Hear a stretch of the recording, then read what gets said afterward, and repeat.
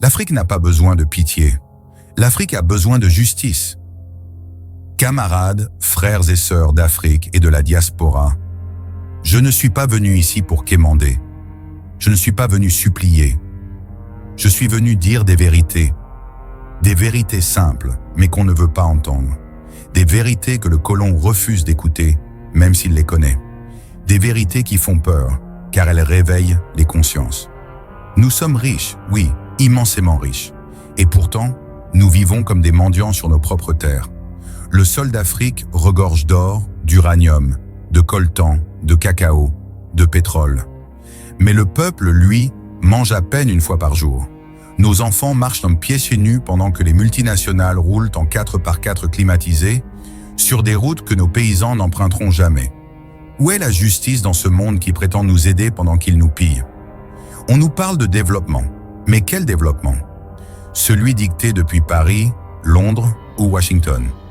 Celui qui exige que nous produisions ce que nous ne consommons pas et que nous consommions ce que nous ne produisons pas.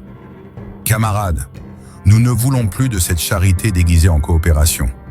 Nous ne voulons plus de prêts qui nous enchaînent, ni de dettes qui étranglent nos générations futures.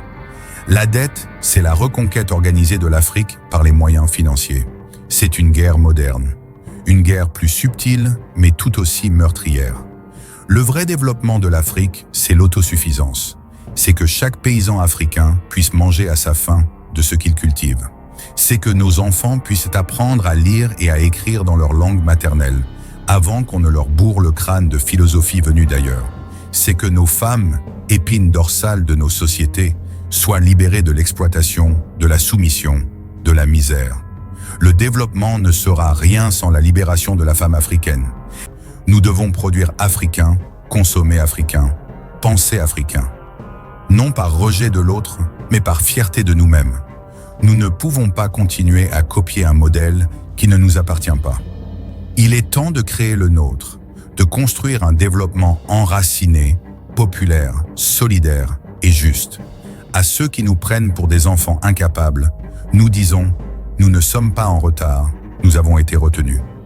Mais maintenant, nous coupons les chaînes, nous refusons l'humiliation, nous disons non à la soumission. L'Afrique doit se relever et marcher par elle-même, sur ses deux pieds, sans béquilles ni laisse.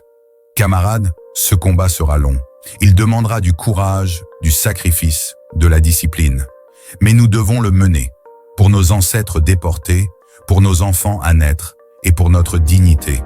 Le temps de l'Afrique est venu, le temps des peuples est venu, le temps de dire non et de construire oui.